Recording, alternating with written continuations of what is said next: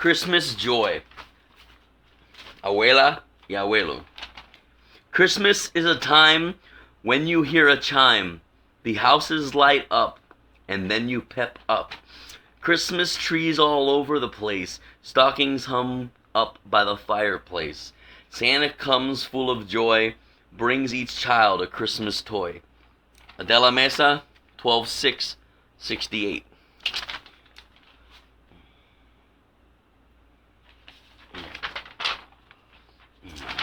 Adela M. Demetio, 9216 Northwest 29th Court, Miami, Florida 33147. Age 26. It's goodbye for now.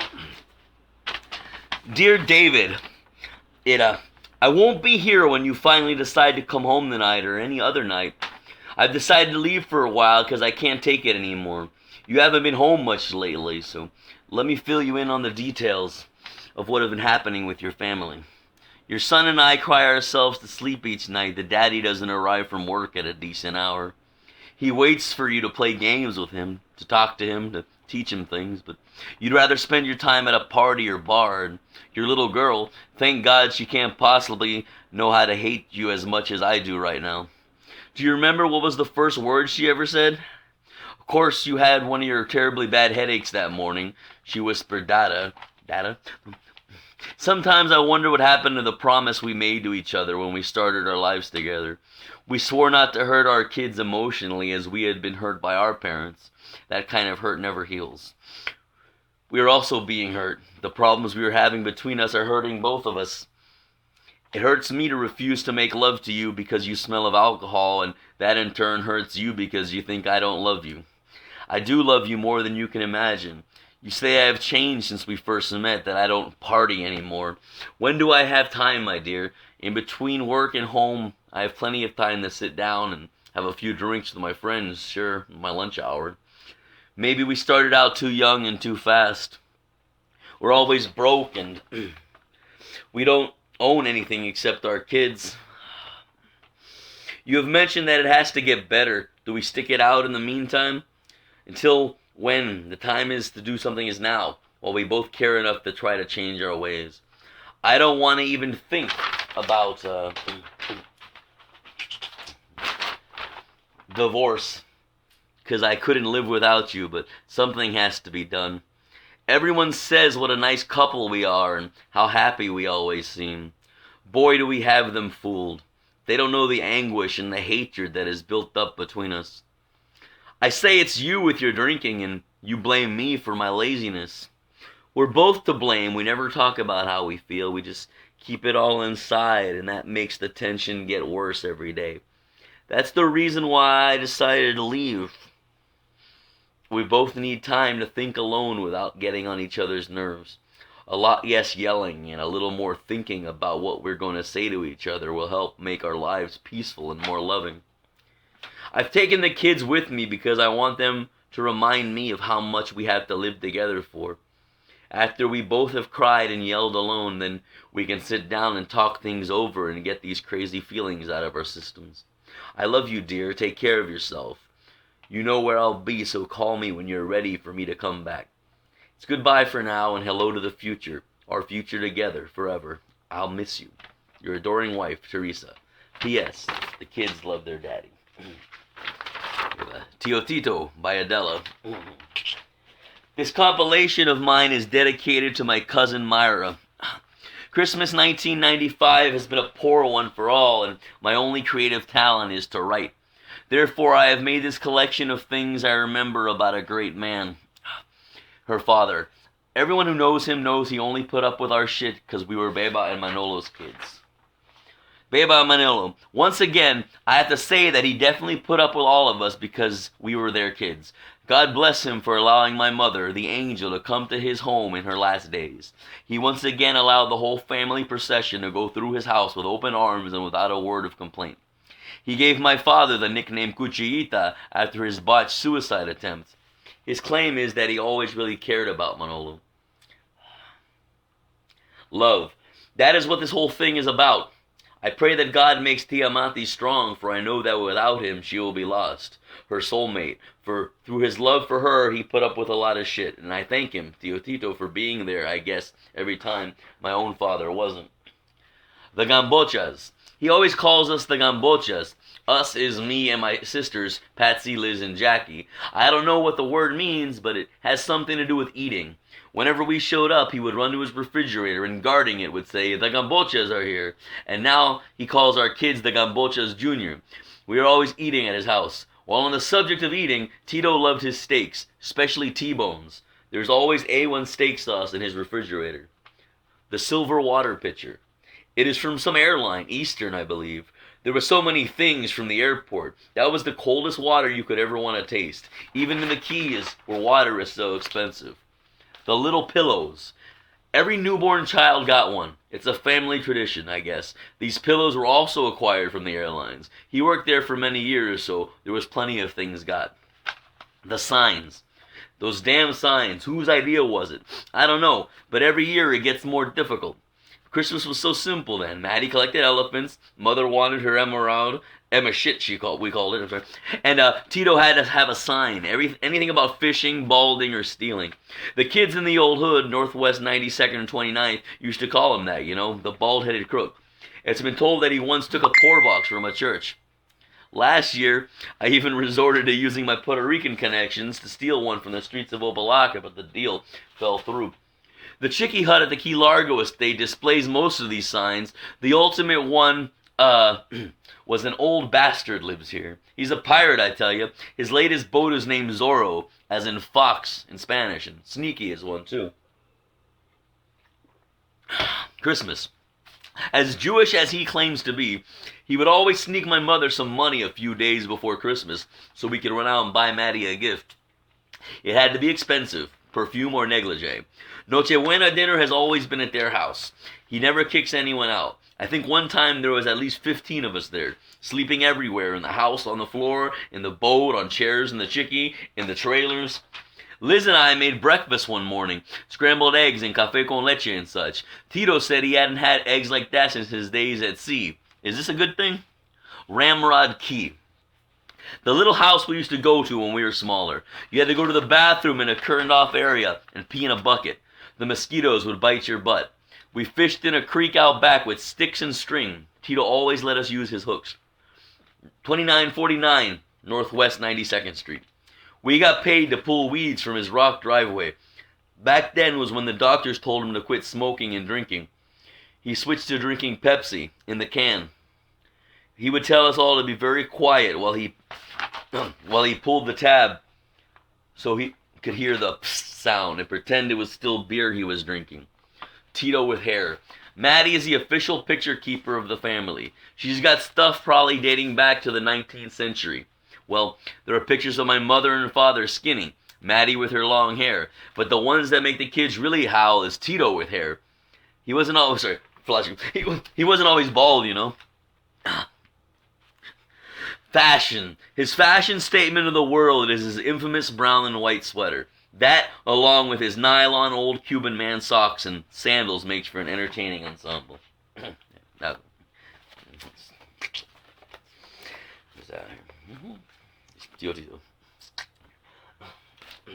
This is Slow Natives. Brought to you by the foggy memory of Adela Graciela Mesa. Dedication. These words are dedicated to my sister Patsy, just because. The rest of the family will probably understand the madness since we all suffer from LPC syndrome. Omissions of truth. At the top of the old courthouse in downtown Miami, the top point, the buzzards are always flying around. Do you know why? Because that's where they used to put all the real bad prisoners, out in the sun. They'd tie them up, and those buzzards would peck their eyes out, and there they'd die. Talk about extreme justice. In Key West, there's a bridge, a kind of half bridge, I guess, a sort of fishing type dock that's halfway into the ocean. Well, did you know that back in the late 40s, early 50s, this was actually a road to drive back and forth to Cuba? Yes, that's what Father tells us. Yeah, that's what Father tells us. You know all those palm trees at the Manuel Diaz tree farm in South Dade? That man came over here with uno, solitary single seed in his pocket from Cuba. Talk about the land of opportunity. About got taken to the cleaners in 92 with Andrew, but as we drive south now, the trees they are abounding. They, as in father, Kataya, Emano, etc., lost a bundle at the races. Probably the dog races, greyhounds, los perros. Their sure bet was losing, so they tore up all the tickets. Lo and behold, the damn dog wins, so now they have to scramble to the floor to pick up the pieces. Literally. What's the difference in the can of iron beer here and the ones in Cuba? The man was holding a small hammer in his hand. Some acquaintances have actually confirmed this one. Father always called the school mother went to the bathroom. Balmana. He also said the floors of her house in Havana were actually only dirt.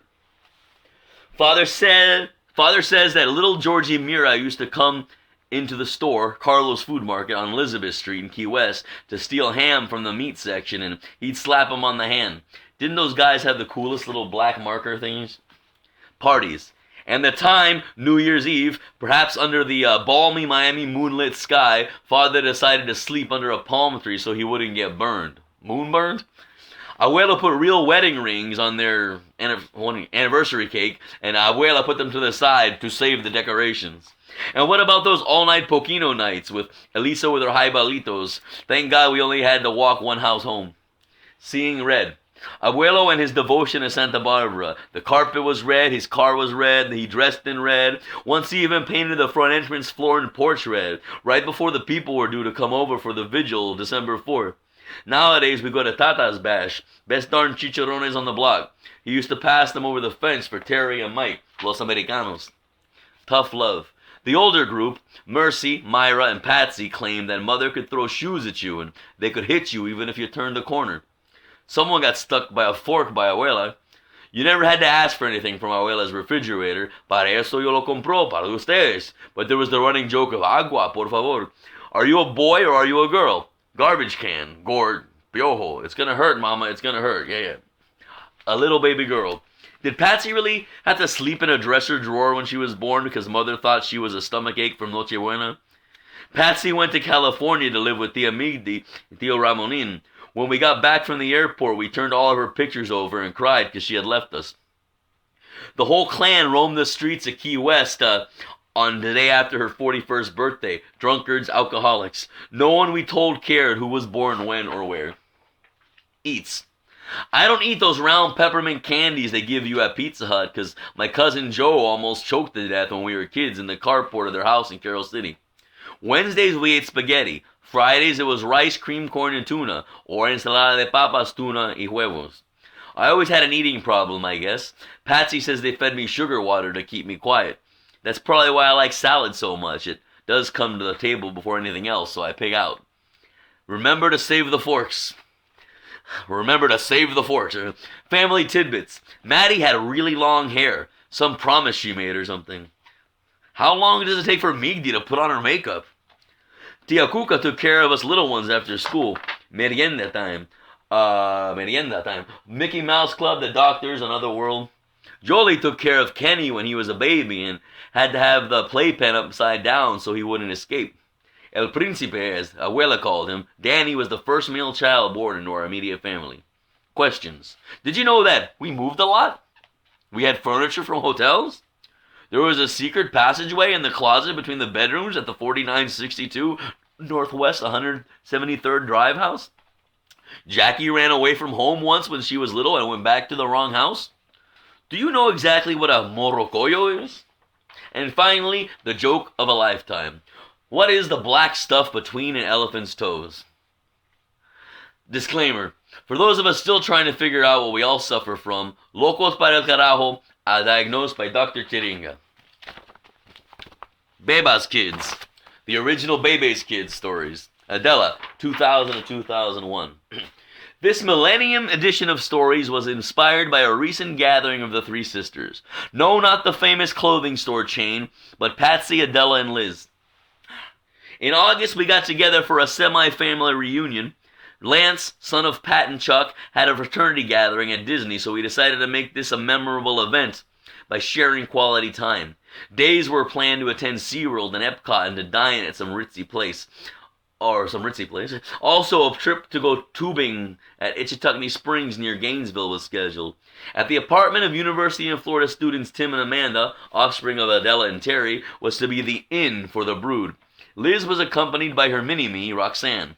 When settling down for various meals, talks of things in the past came to mind, hence these collections of recollections.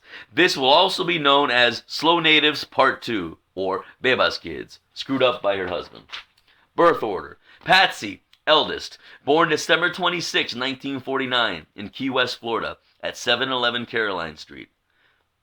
Had to have 4 cherries at bottom of milk glass in order to drink the stuff. La menos fea, according to Abuela when she was asked who was prettier of Mercy, Myra, and her. Only college-educated one of the bunch.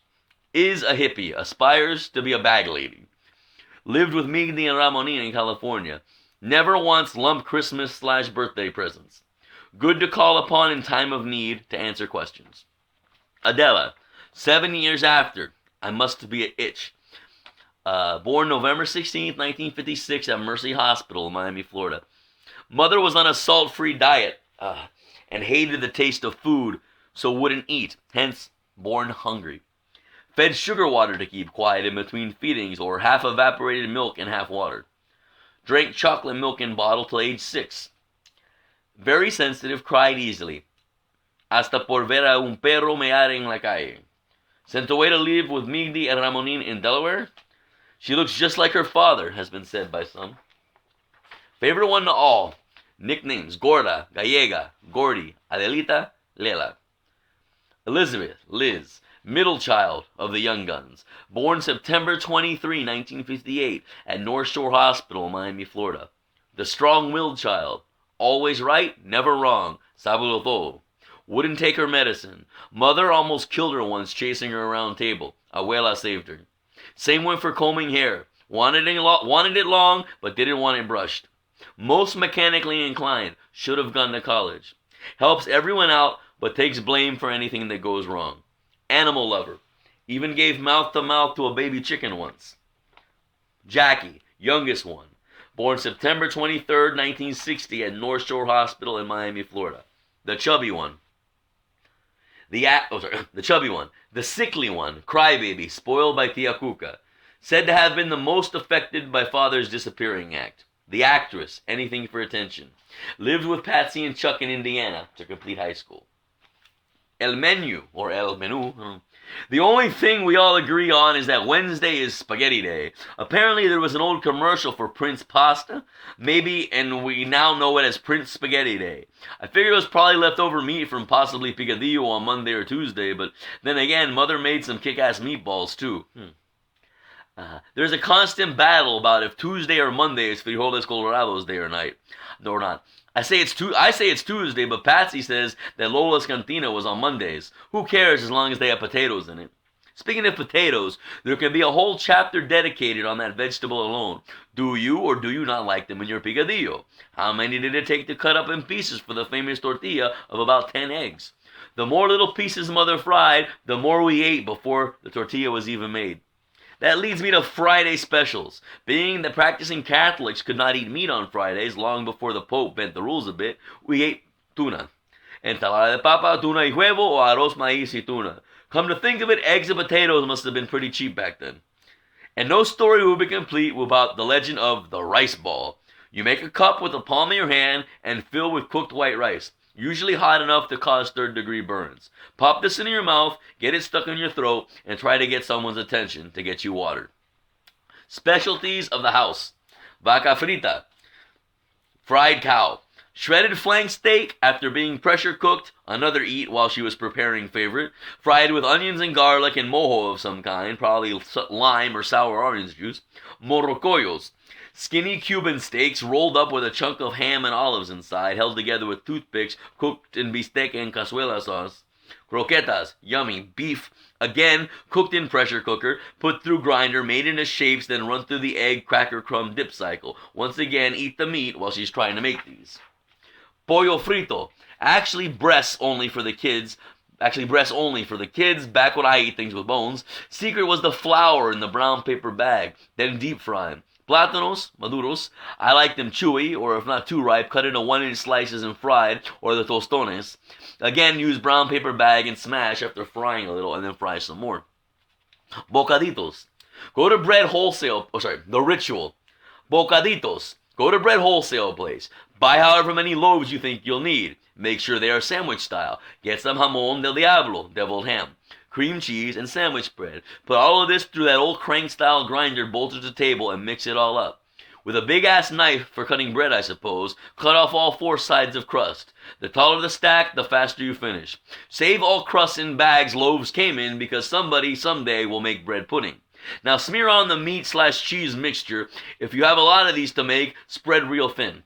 After this task is accomplished, begin the cutting into 4 little sandwiches. Get Mother's big silver scissors that came with a letter opener and a leather-type casing. You know the ones. And make a perfect X, thus cutting the big sandwich into 4 cute little triangles. Do not worry about all the defective ones.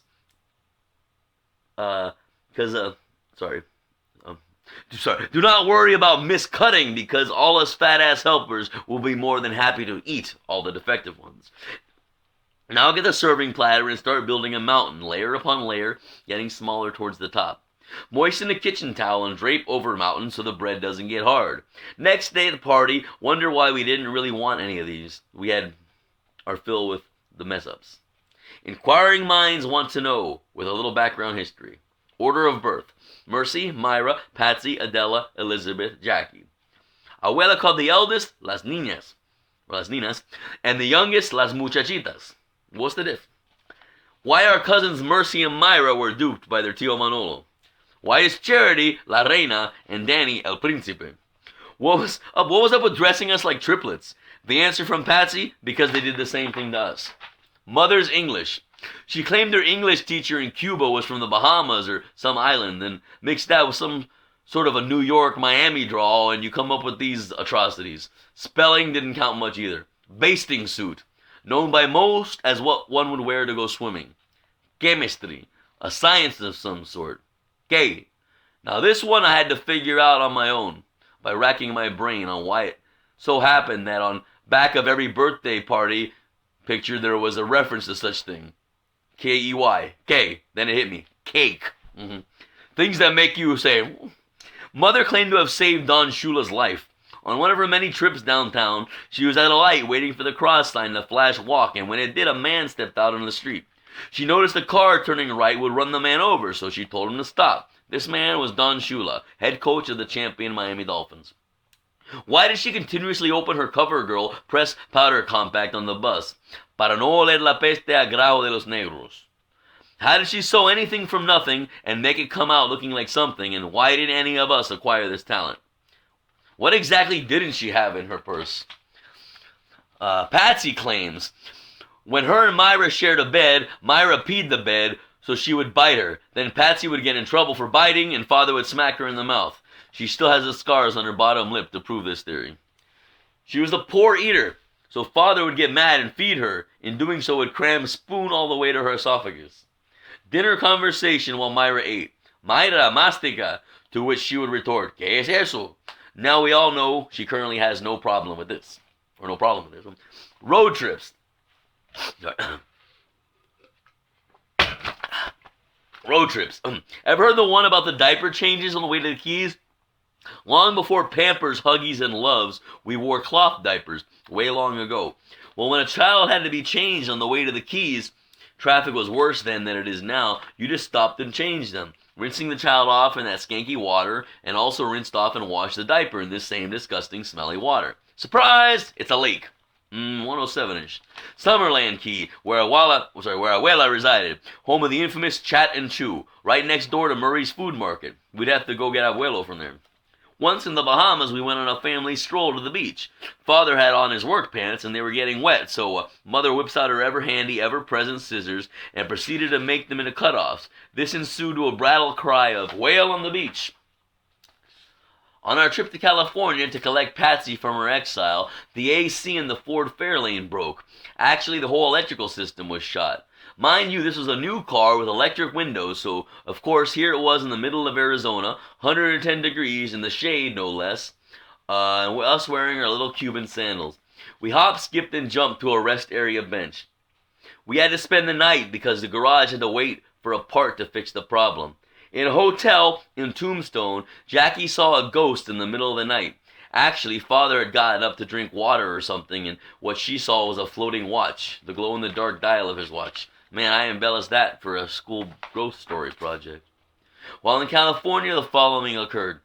Migdia Ramonin lived in La Jolla, and it's not exact. Oh, fuck, I quit. Yeah,